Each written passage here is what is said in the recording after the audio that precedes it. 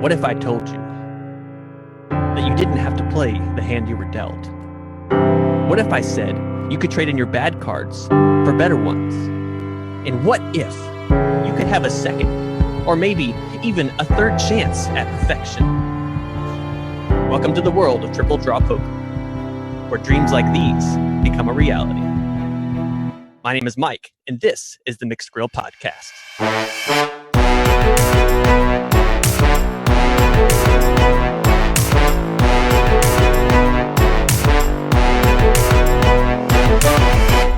Wow, Mike. I am speechless. That was an intro, ladies and gentlemen. That was an intro for the ages. Thank you. Hey, folks, all our listeners, I'm Adam Miller. This is the Mixed Grill Podcast. I'm here with Zack Jones and Mike Fraedrich. I finally said his last name correctly for the first time in my life. Thank you. I appreciate that. I still don't think I have, so you're ahead of the game, Adam. I wanted to appreciate, I know on behalf of both of you guys, everyone who joined us for the first round of podcast on the great game of PLO 8.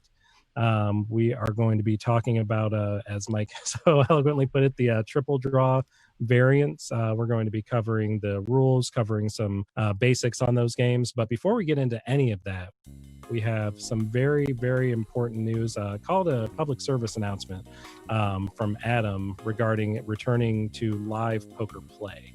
Adam, do you want to hit us with that knowledge? Sure, yeah. I was just thinking the other day, and there's talks of returning to live poker, and I said to myself, we better be careful. So I jotted down a few notes, some items to be thinking about and make sure we're all being safe in our return to live poker. First thing I thought about was, hey, we've all enhanced our online poker skills over the last 2.5 months from playing countless hours of online poker. Do not expect these skills to transfer back to live poker. You've developed a newfound skill set. It is completely different. Like what? Tell us, Adam. What's different? Well, you've gotten better at clicking buttons and staring at screens, which is quite different than staring at humans. So, on your return to live poker, you may have been away so long now that everyone will be on an equal playing field as you. You may no longer even have an edge. So, you could essentially be starting all over again at live poker. It has been 2.5 months. That's a pretty long time. Yeah. Feels like forever, yeah. Yeah, and the worst case scenario you might find yourself is playing in a game where all the other players weren't playing any online poker. So essentially, their games and skills have not changed or adapted at all, and you are now an online poker bot, and you will be the fish playing against all the live experts. So, well, yeah, everyone knows online players are worse. They're terrible. Absolutely terrible. Exactly. Best case scenario you'll find yourself in is playing in a live game where everybody for the last 2.5 months has been playing online poker, and so no skill edge there, of course. Remember that everybody will be wearing masks and gloves, so your reading abilities that you used to have will be drastically diminished, as you won't be able to spot any facial tells. Forget verbal tells, because you won't be able to hear anything they're saying through their masks. Exactly. Yeah, I mean, mine's full titanium and soundproof, so yeah, you won't hear me talking. And this is critical. Remember that live plays far slower than online poker, and many of us have been multi-tabling all this time, so don't get impatient. And it's going to seem like the slowest game you've ever played in, coming back to live poker from playing all this online poker and constantly clicking buttons, constantly seeing hands dealt to you. Be prepared for your hourly rate to drop, just from the simple fact you won't be getting near as many hands as you're used to. Makes sense. If you're looking forward to the social interaction... So you mean I can lose less now? Yeah, you might lose... That sounds like a good thing. If you're a losing player, this is totally great. You want to get back to live poker. That's exactly a good point. Another thing to note, very important, if you're looking for the social interaction that live poker brings, don't be. Because, again, you won't hear what players are saying through their masks, nor will you recognize any facial expressions. You will essentially get no more social interaction from playing live than you were getting from playing online. And lastly, I would say that we all need to make sure that we're taking our vitamins and minerals, doing everything we can to boost our immunities and prepare our systems for the exposure to a deadly virus. Because now, we could get sick playing live poker, but the good news is if you do get sick, you'll be right back playing online poker again. Nice. That's good. I also have a question. What are pants? Yeah, you can't play naked anymore either. Oh, man.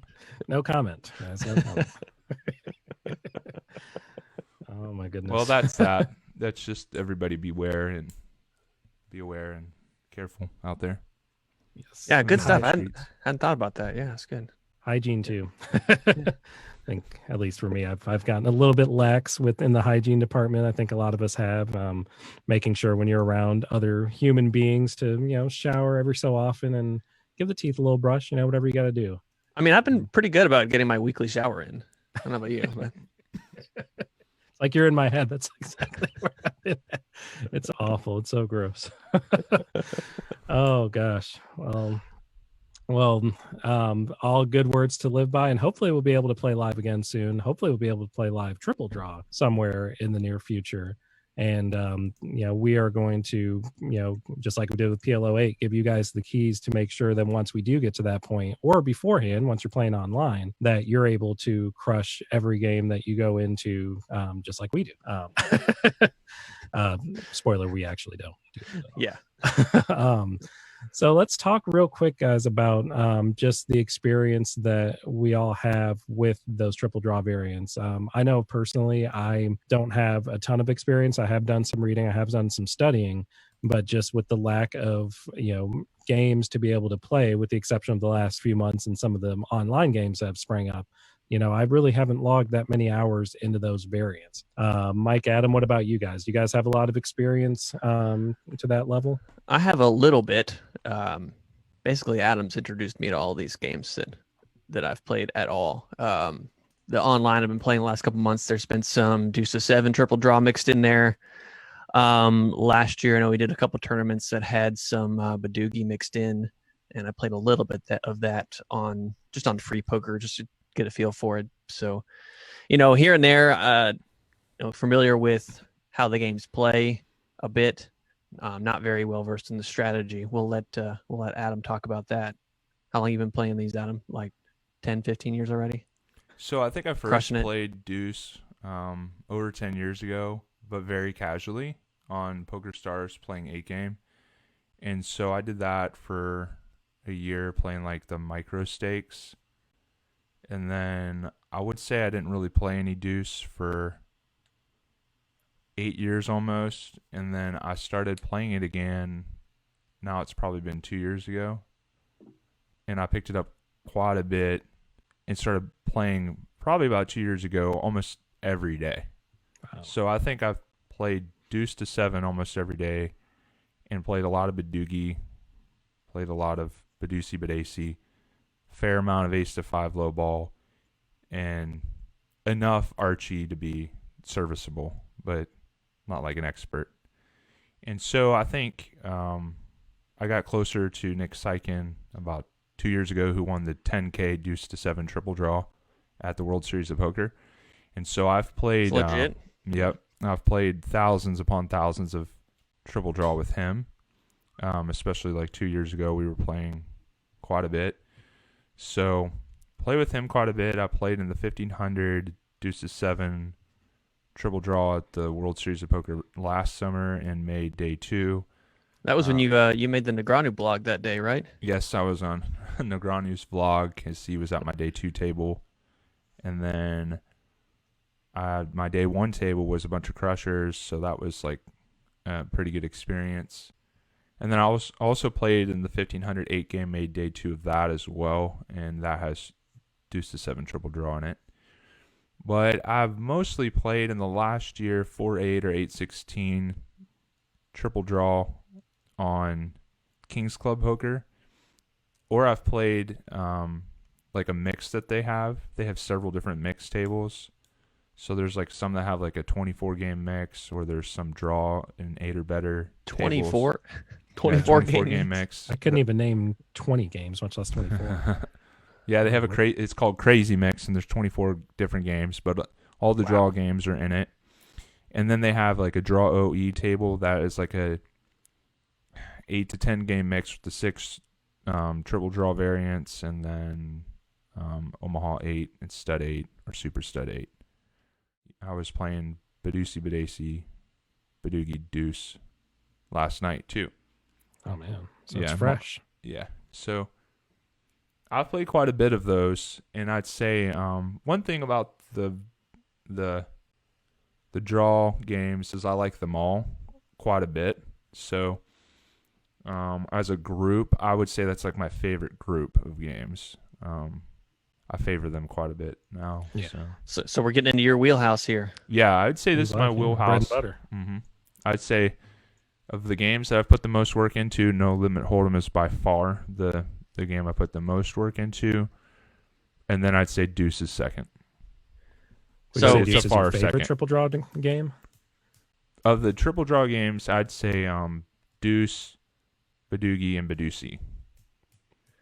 So in your talking about all those different game types, you said some words I don't think I even understood. So yeah, that's good. I'm gonna learn some game types here.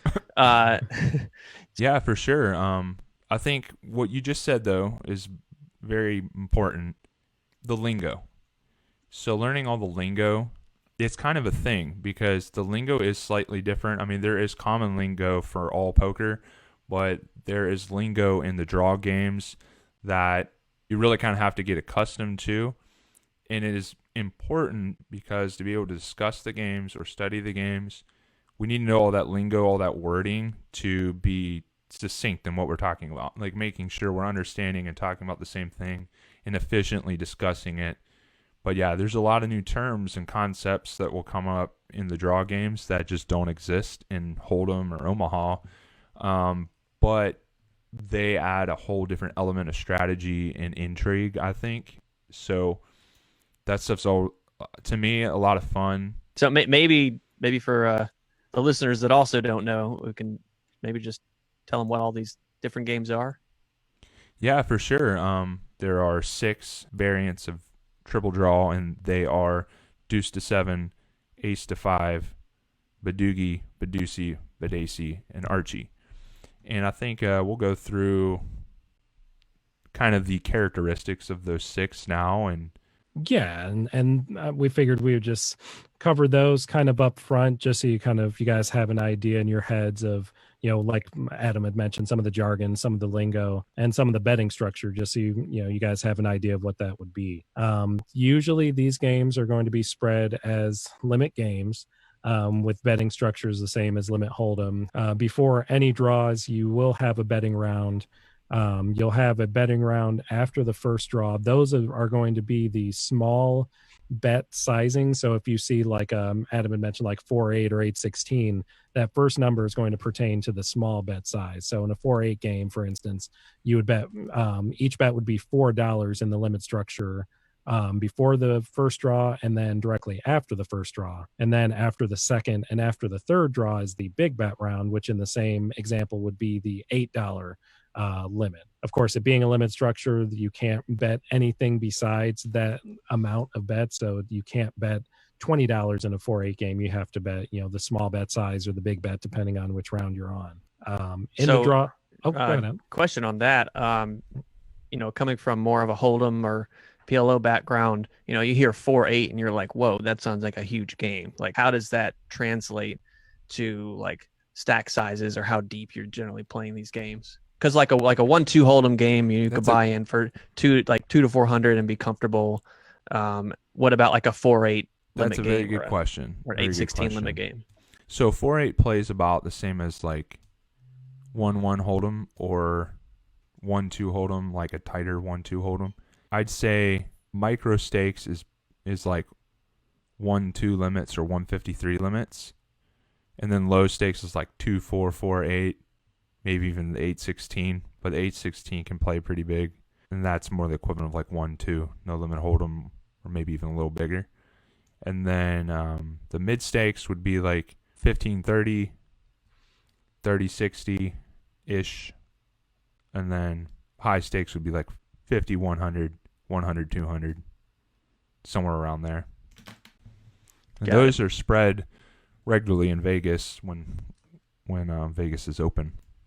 In LA, you can find those. So if I'm used to playing 1-2, I could pretty comfortably get in a 4-8 game and. For sure. Mm-hmm. Yeah. And I'm guessing the same would be true about no limit games, that you might have like a 4-8 game that might play bigger than an 8-16 game, just depending on the action, depending on the players in the game. I'd say honestly kind of no to that. Generally, they just plays as big as it plays. Yeah, you can often see the betting cap pre-draw. You can see 3 bets on the turn is pretty common. A lot of times 1 or 2 bets after the first draw and 1 or 2 bets in the final draw. So that's kind of the general feel. You're going to find rare games that play less like that, but that will generally be like more novice players. Right. Like where you'd find that. But anybody who's playing in a casino has some draw experience. If you're playing in a tournament in Vegas, there's going to be experienced draw players there. So I'd say that you see maybe half the time you get 3-bet pre-draw. 4 bets is not as prevalent, but in Deuce you'll see the 4-bet pretty regular. I mean, you're going to see it every session. You'll see it numerous times. Mm-hmm. And then you'll see 2 to 3 bets get on the turn. So equivalent-wise, it plays a little bit bigger than limit hold'em. And then stud has the extra street is the only reason like stud might be the one that plays the biggest. Mm-hmm. But you have to remember that they all play the same across the different stakes. They'll play the same. I mean, 4-8 plays the same as high stakes. Maybe a little bit more passive play in 4-8. So you're saying with the more experienced groups, you see a lot more betting.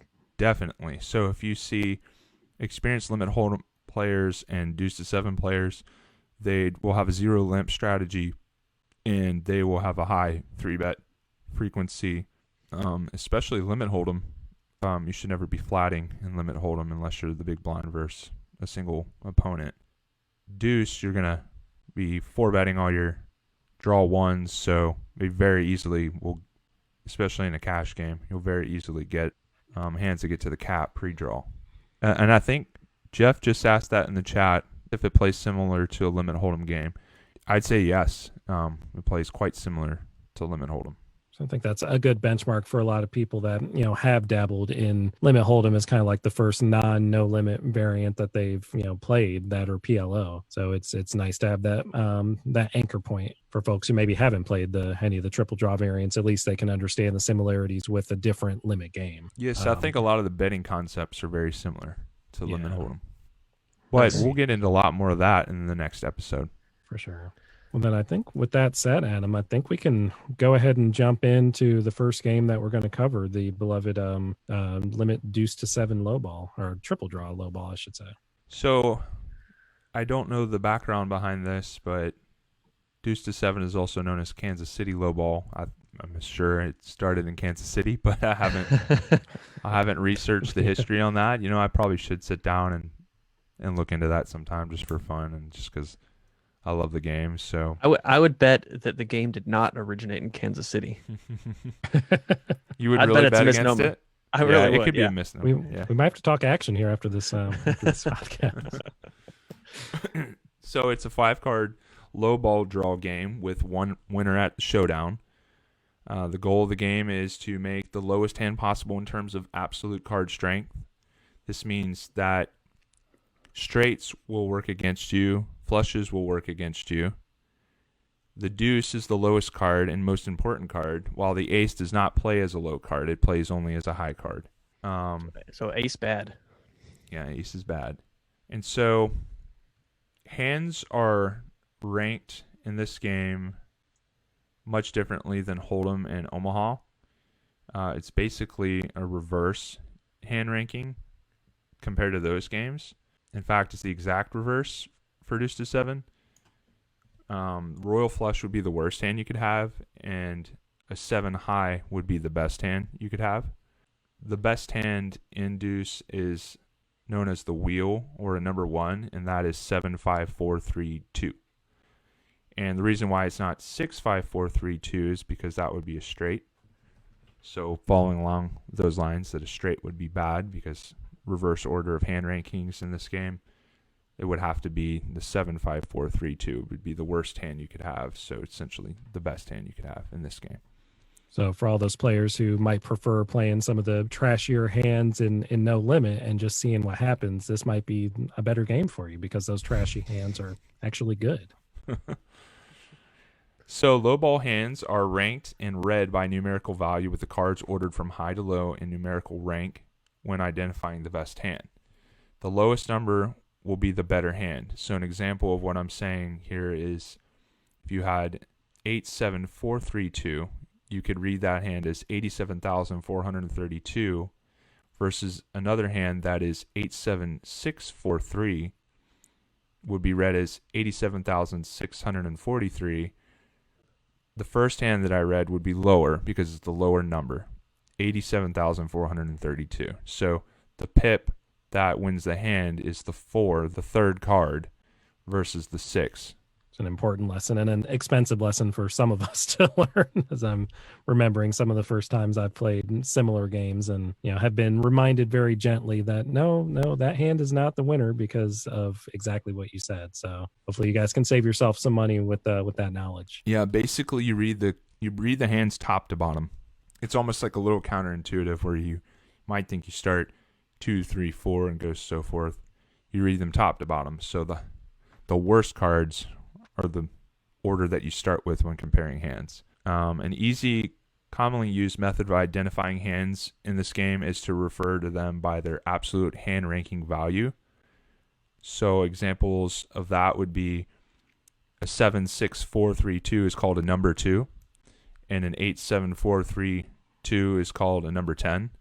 So literally that's the rank. If you look down the rankings of hands, you can use the ranking when referring to hands. So you'll hear players, especially regular Deuce-to-seven players, refer to, I had a number 2, he had a number 1, he had a wheel. Yeah, bad beat, I lost. You'll hear players say things like that. I think if you get past 3, I'm lost. What's that? You say like a number 7, I'm like, yeah, it was a good hand. Whatever. Yeah, I kind of know them off by heart for the most part. A number 7, you can do a little quiz if you want, but number 7 is an 8-6-5-3 deuce. Boom. Good for you, nerd. And then another easy. So I get lost after 10, but 10 is easy to remember because it's 87 perfect, and that's another way of describing hands. Is perfect is the best version of that hand. So when I say 87 perfect, I have 8-7-4-3-2. If I have 9 perfect, I have 9-5-4-3-2. So the number 10 hand is 87 perfect, and then you kind of know, you can kind of just remember from there where the rest fall in. So like a number 9 is going to be an 8-6-5-4-3. The worst 86 that you can possibly have is the number 9 best hand in the game. Oh, I think I did just say this, but in a way, you just talked about ranking them as a number 2, 3, 4, etc. Another way to refer to the hands in Deuce is to refer to the hand by the number formed by its 2 highest ranked cards. So an example of this would be if you had 8-7-4-3-2, you would refer to it as an 87. So like if you went to Showdown, you fan out your cards, and then you say, I have an 87. And then your opponent has 8-6-5-3-2. They would refer to their hand as an 86. Because those bottom 3 cards don't matter if the second card is what distinguishes the 2 hands. Yeah, exactly. And you might also hear like rough or smooth kind of pertaining to those other, smaller cards. So obviously a very smooth hand would be a perfect, but you might have, a smooth hand that isn't perfect. A smooth 8 might be, an 8-6-4-3 deuce, something like that. Whereas that a would rough be hand. That would be a number 6, and it's 86 perfect. So it's the best version of the 86. Whereas you might have a rougher hand, like a rough 9 might be like 9-8-7-5-4, for example. Yeah. Would So be pretty when rough. we talk about rough and smooth, we're generally talking about the quality of the cards, the underlying draw or the hand at the bottom. So your bottom 3 cards really kind of make this up. So if you have a 2, 3, 4, you always have a smooth hand or smooth-ish. A 6, 4, 3, 2 would kind of be fairly smooth, but it still has a gut shot straight. So a lot of the roughness is described by the cards at the bottom.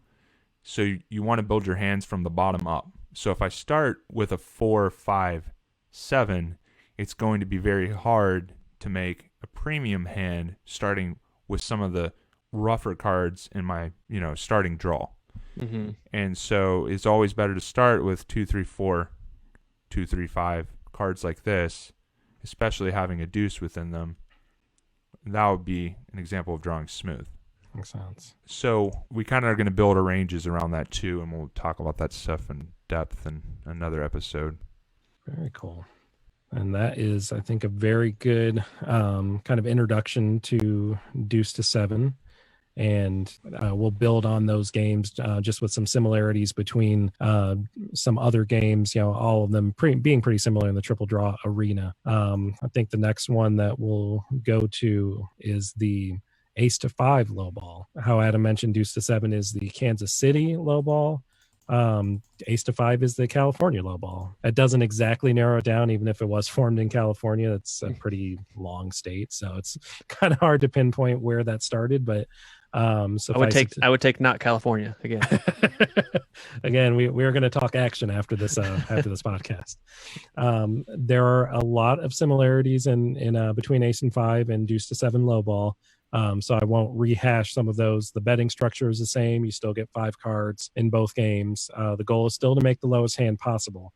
The difference is that the lowest hand and the hand rankings are not the same as in Deuce. In Deuce, it literally, as Adam said, is the inverse of what you would see in a typical hand ranking with 7, 5, 4, 3 Deuce. Not all of the same suit being the best possible hand.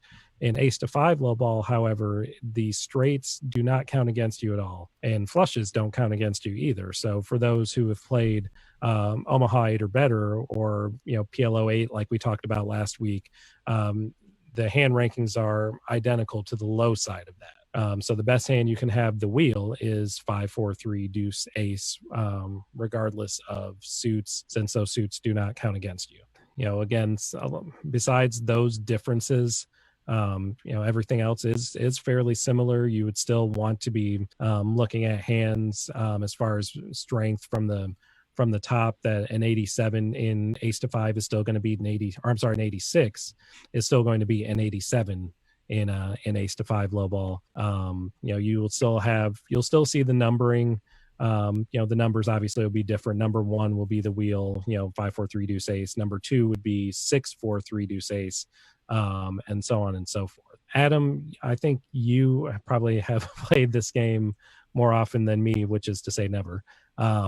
So what are some of your other differences that you see between like Ace-to-5 and Deuce-to-7, if there are any other differences that you've noticed? So one thing that happens is it creates an element of strategy in Deuce that it doesn't exist in Ace-to-5, where there is strategy how to drawing considerations to think about, and then it's a pitfall for a lot of players. Those pitfalls are eliminated in Ace-to-5, where players kind of make their hands or they don't. It's pretty straightforward. You draw, you get there, you don't. And so players aren't punished for playing straight draws, but in Deuce they are. Right. And you will see players who do this. So they're making an error. You can pick up on opponents, like when you know what the ranges are and you understand the relative hand strength, and you kind of understand the strategy, you'll see their hands tabled, and you'll realize like what they were drawing to. I'll give you an example. I was playing pot limit deuce the other night, and then I raised under the gun, and I had a 7-3-2. I draw 2. The person next to me, this is 7-handed. I think maybe I was under the gun +1, like the low jack. Mm-hmm. And the hijack flatted me.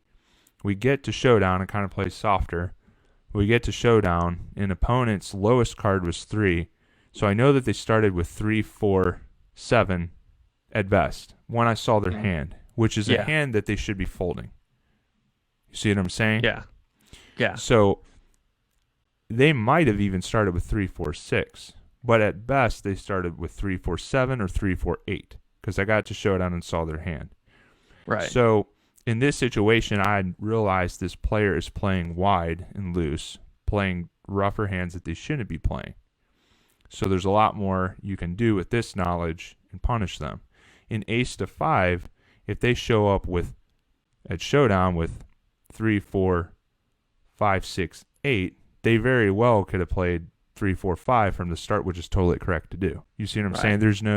There's no issue with playing all those wheel cards in the 6. Like you start with 3 to a 6 low, in ace to 5, it's all in play for the most part in that game. Yeah. So, the Deuce-to-seven component creates an aspect where you got to be careful about how you're drawing, how you're building your hands, so as to not make straights. You'd say that Deuce is a more challenging game to play well for that reason, and probably for other reasons too. Yes, it takes more skill to play Deuce than ace to 5. Ace to 5, so Deuce is kind of a hand-making contest to some extent. What I'd say about Deuce and ace to 5 is gamblers love it because they play a little bigger, their action. So the beauty about Deuce, it has a lot more strategy. So for the poker player and all of us, it combines the strategy aspect with like a gambling aspect. So it's attractive to a lot of different players. Players who like action like the game, players who like strategy like the game. Whereas ace to 5 is a little bit more so a hand-making contest. And so if you run hot that session, you'll do well. Though don't get me wrong, there's strategy behind it, but it's a little bit more black and white, cut and dry. Small opportunities to exploit opponents in that game versus Deuce-to-seven. Cool. So I want to talk about a game that is probably my favorite of these triple draw variations, and not just because, but partly because it's fun to say. It's called Badugi. It's just a fun word to say. Badugi. It is fun. I dig that. So it's another triple draw lowball game, but instead of 5, you get only 4 cards. And the name Badugi is what you call the type of hand you're trying to make in this game. So a Badugi is 4 unsuited, unpaired cards. So any set of cards that do not share suits and there are not any pairs in your hand, that's called a Badugi. And you're trying to make the best possible Badugi of any of the players in the hand. So the best one of those is 4-3 deuce ace of all different suits. Second best would be 5-3 deuce ace, all different suits, and so on. Again, kind of like the other lowball variations, the worst ranking of cards wins, starting from the top going down. And sometimes you don't actually make a Badugi, and if you get to showdown, then the best 3 or even 2 card hand wins the pot. So the best 3 cards that are unsuited, unpaired, or if no one has that, the best 2 cards unsuited, unpaired. I think that's probably pretty rare, but that's called a try. So if you've got a 3-card hand, a 3-card Badugi, it's called a try. So the best try can win if no one has a 4-card Badugi. And betting structure, same as the other games. Pre-flop, first, second, third draw. Yeah, it kind of plays the same way, but I like it because it's pretty different from the others with having to find the unsuited, unpaired hands. It's fun to say, and it doesn't get played very often, so it's a nice change of pace.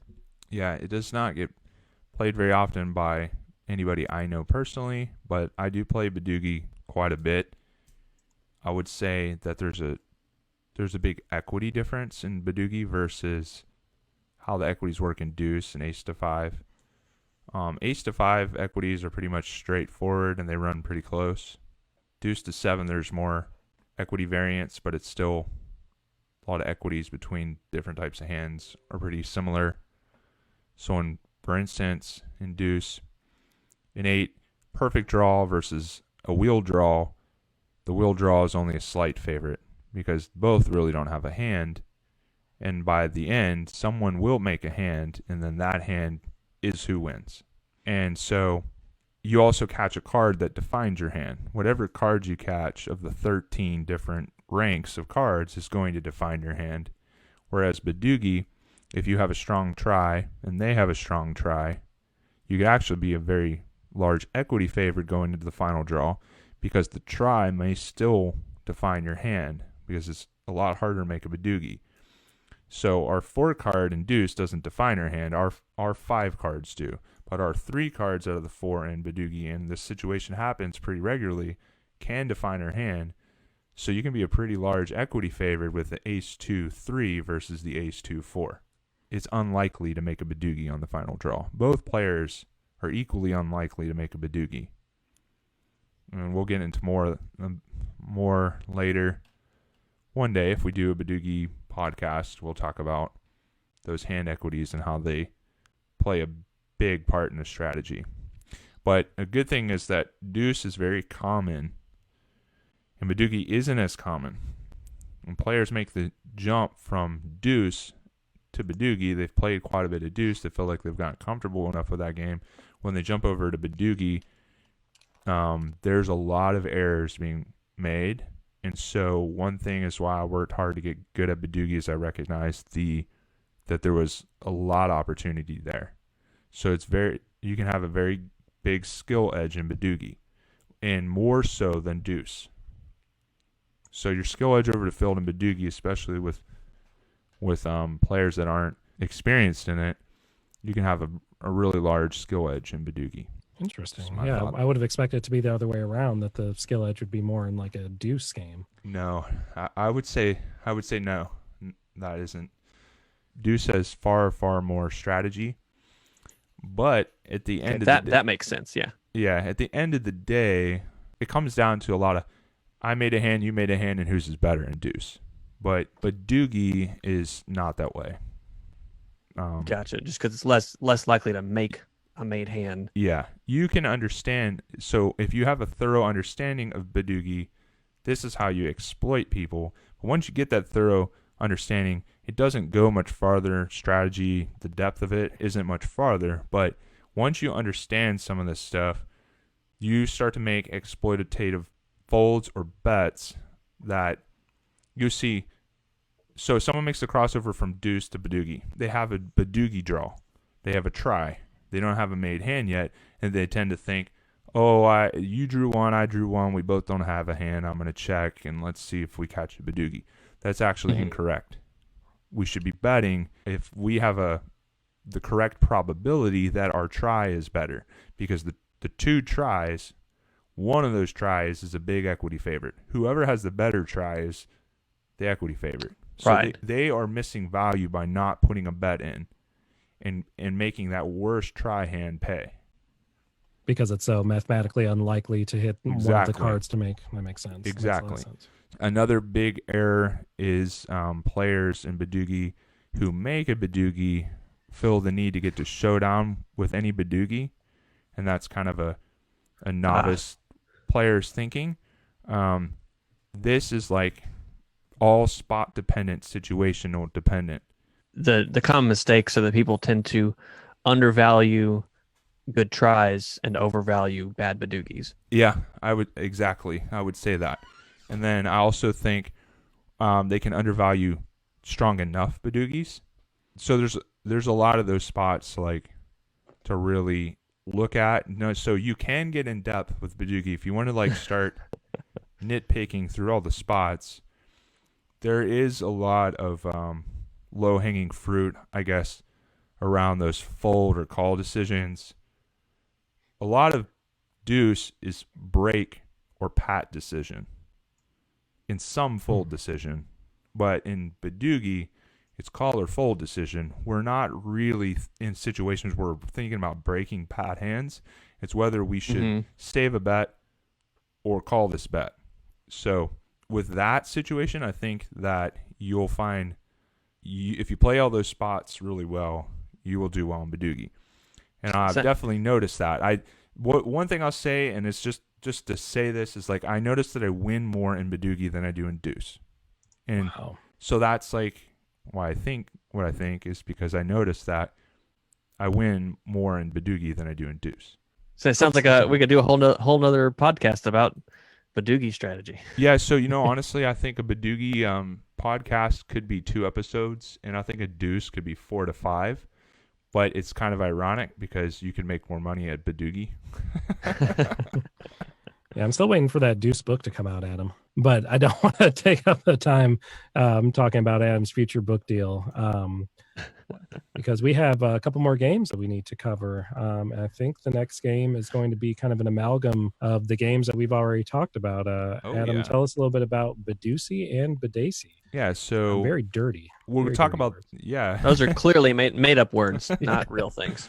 Yeah, they're basically the convergence of ace to 5 in Badugi being Baducy, and Deuce-to-seven in Badugi being Baducy.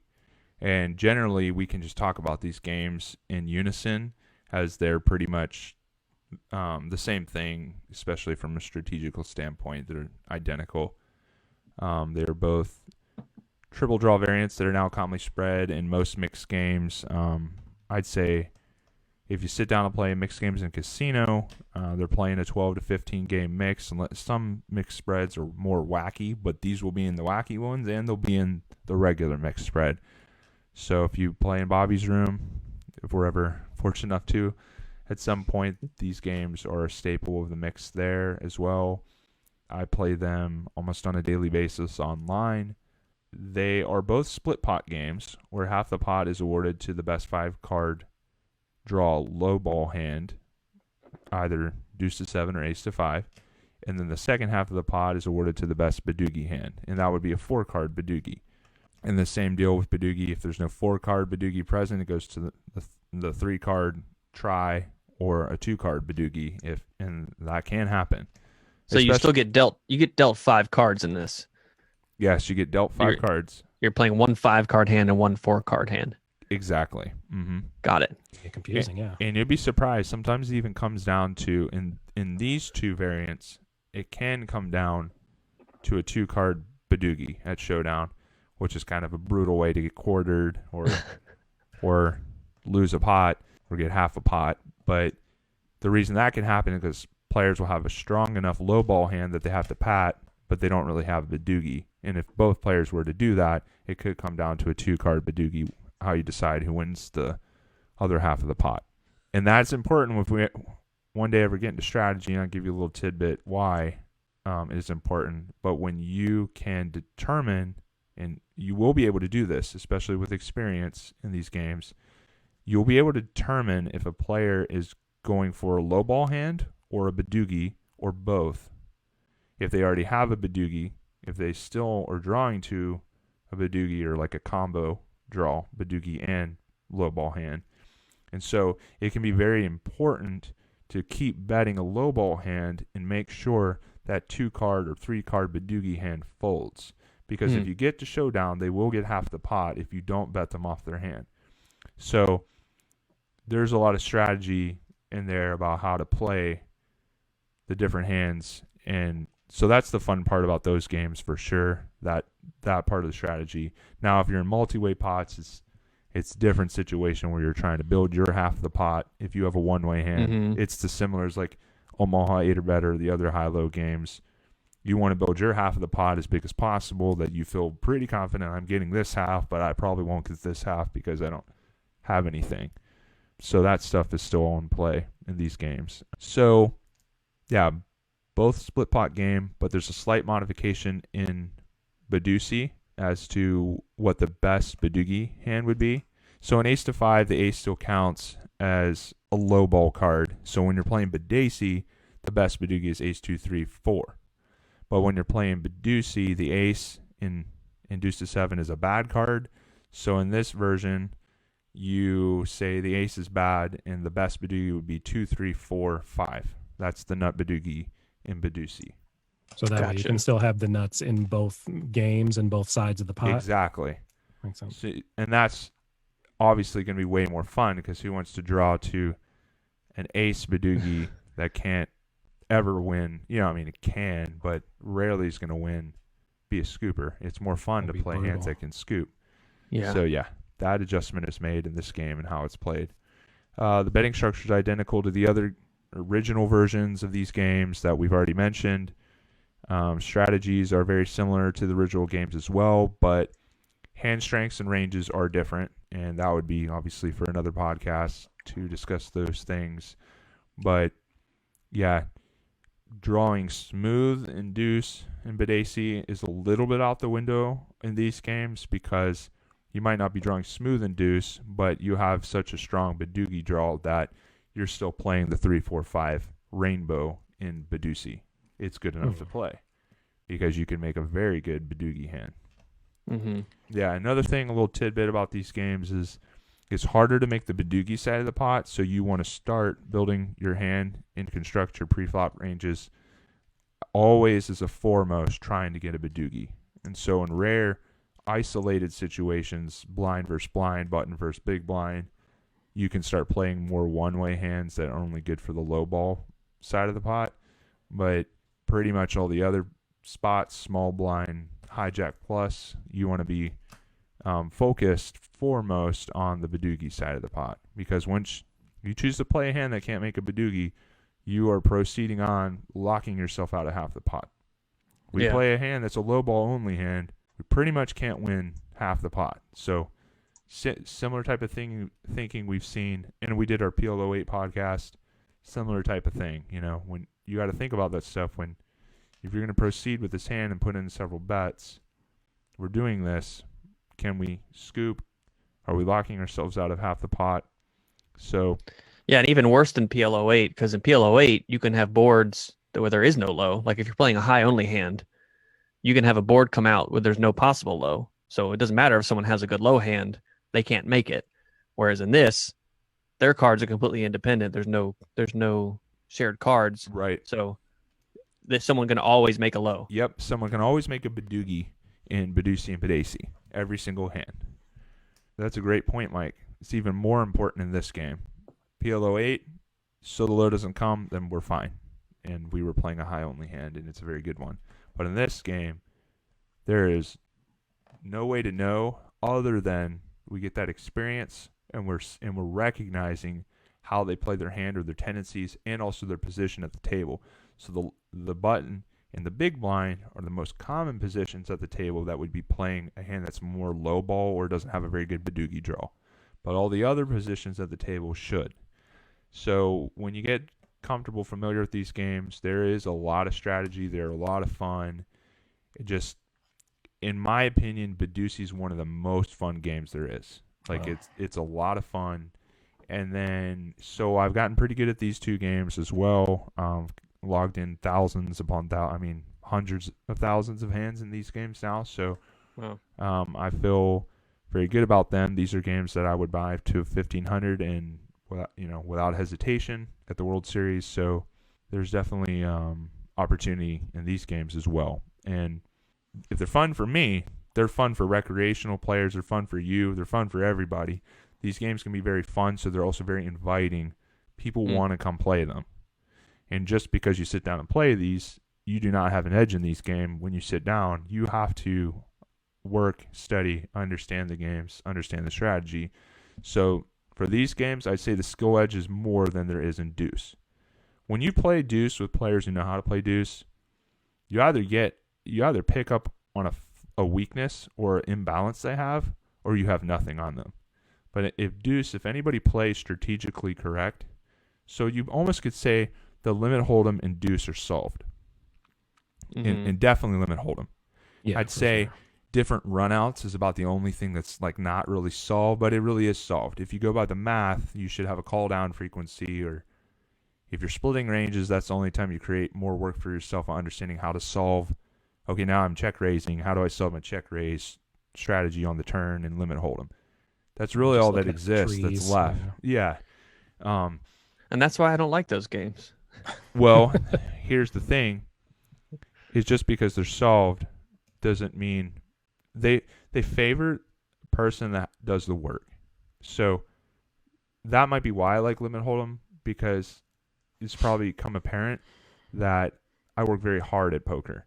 You do. So I like limit hold'em because you put in the work and you study, you memorize, you look at ranges, you think about all the spots, think about the correct way to play them, and you work through all that stuff, then it's going to favor the people that put in the work. And Deuce is very similar to Limit Hold'em, where it's for the most part solved.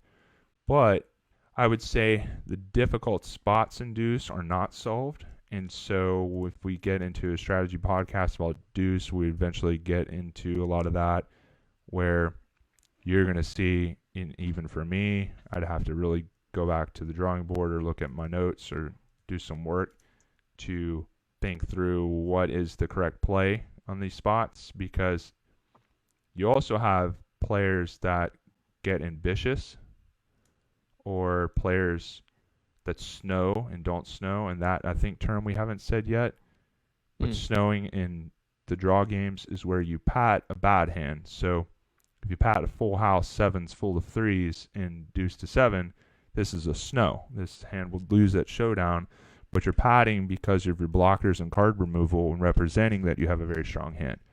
But simultaneously, you have very relevant cards to make a very strong hand. So if you have these 5 cards, it's going to be very hard for your opponents to have these. So snowing, another form of bluffing, also called lying. You make it sound so bad. It's my favorite part of poker. Yeah, that's baduci, and so what other made-up games do we have here? Is there one more here? I think we got one more made-up game, as you call it. It's made up by a man named Archie.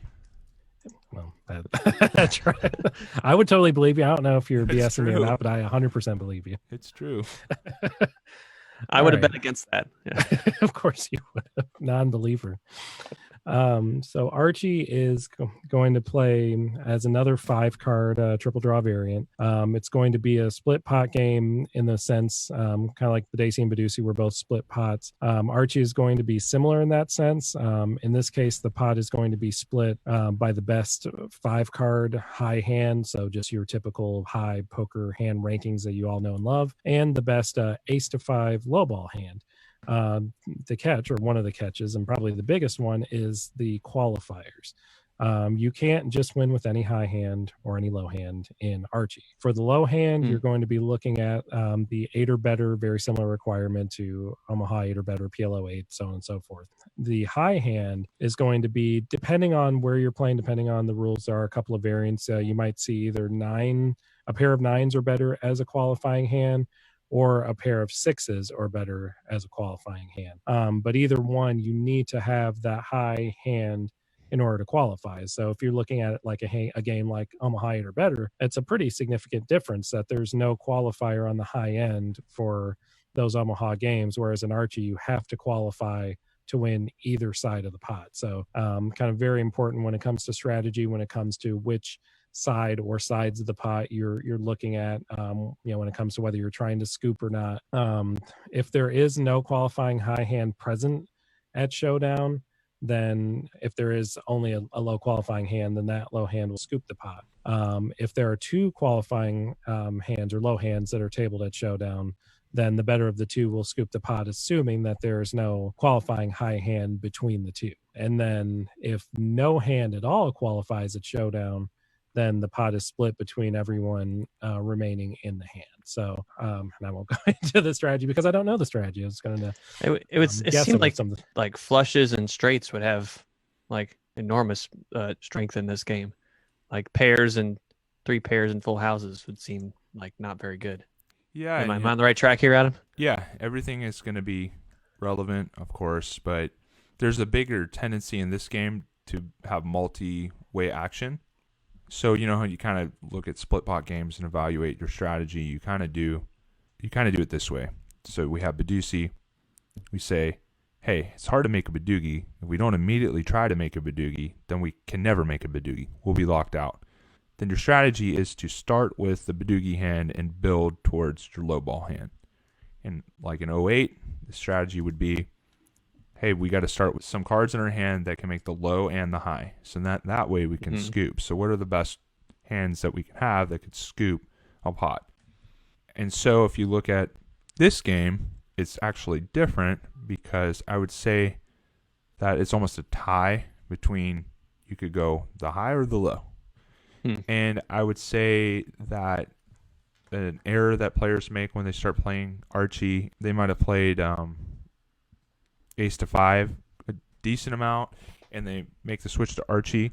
They're still playing a lot of ace to 5 hands that aren't very good. Like, they're not good in Archie. So the starting hand requirements go up for the low ball side. Like those 2-card draws, you got to be very careful with in Archie. And you still will have a lot of scoop potential hands in Archie, though, that are going to be more your 2, 3, 4, 5, like 1 card. Yeah, like an open-ended low straight would be a good starting hand. Yeah, but this is a game that is a lot of action and is one that can make you pull your hair out. Like, there's times where I've played Archie and I'm like, I'm an Archie crusher. These guys don't even know what's hitting them. And then there's times I'm like, what the hell just happened? Like, I don't even know what to say about this. But some of the things that happen in that game are drawing too often to the low side of the pot, or drawing too often to the high side of the pot, getting carried away. It's like, kind of can't really tell what we should be doing. And it's a newer game, so a lot of the information out there on what we should be doing isn't really there. So if you're a good poker player, you can get good at this game because you have the discernment to figure out what you should be doing. Or you have a lot of mixed game experience, so you're putting the pieces together. Okay, this seems like we shouldn't be doing this. But yeah, the straight flush draws are really good in Archie. The ace high flush draws from EP are very good in Archie. You can start playing some like king high flush draws on the button. Straight flush draws are always playable, and I mean, even with like a gut shot to the straight flush is probably fine. And then you can pull your hair out playing some 2-pair hands, but you got to be very careful playing the 2-pair hands. And I would almost say it's definitely better to have your 2-pair be aces up, because you're blocking the low ball side, and then you're gonna have the strongest 2-pair when you are playing these hands that if they're unimproved. And so players will show up with full houses often, but it's almost hard to make a full house. So you can pull your hair out playing those 2-pair trips hands, and and so there's a lot of action on the high side of the pot, but you still want to draw super smooth and strong to the low ball side. But then you'll play hands where it's like three-way action, everybody's going for the low. And then, so when you get to showdown, yeah, some different games, sometimes it has a different rule where they just chop it all up if nobody makes a qualifying hand. And then some have a rule that there's always a winner. And I think that is based on, who has the closest low ball hand. So you could just have total trash and scoop the pot if everybody missed their low. But yeah, Archie's a fun one, and the gamblers love it. Like, the gamblers get in that game for sure. It sounds pretty crazy. Yeah. It's a little crazy, but you'll see, as a good poker player, when the crazies get in there, you almost love it, because there's definitely a wrong way to play it. And so you'll see players putting a lot of bad bets, giving a lot of action in that game when they really shouldn't be. And so you have to adjust on the fly in the limit games. So whereas you could be stealing on the button and the cutoff, you got to know when to just turn that off. Like, don't do any of that, and stick to really strong hands and punish them. Yeah, and it seems like the starting hands, just from first impression, seems like it would be a lot different than either of those games independently. Like, if you're playing ace to 5, in one game, and then you're playing, 5-card draw in another game, those starting hands aren't as good in this combination. Exactly. Like, you basically... Right, so like, you don't want to be playing your the good... best of both worlds. Yes, that's exactly the way to do it. So whereas in 5-card draw, we would be opening our aces... ace, XXX from the low jack. In 5-card draw, we're going to fold this in Archie. We don't want to be playing that hand, really. So you generally want to stick to probably aces up or better. Right. Aces up or ace high flush draw or trips. So Archie and EP, you're going to be super tight. And then in late position, if it folds to you, you can start being pretty loose, raising pretty wide.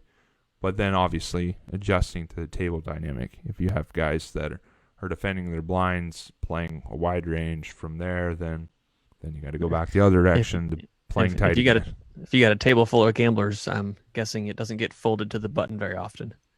You'd be surprised. It can happen. Hmm. So yeah, that's a fun one, and it's a good last one to mention, I'd say. Yeah, I'm looking forward to totally insane.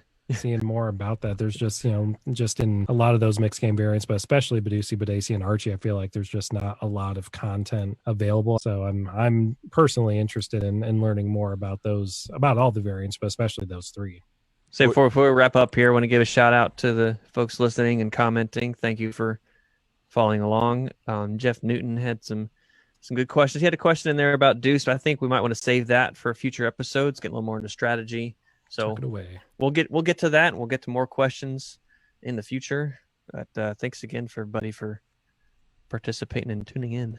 Time to wrap it up. Thank you, everybody. Catch you guys next week.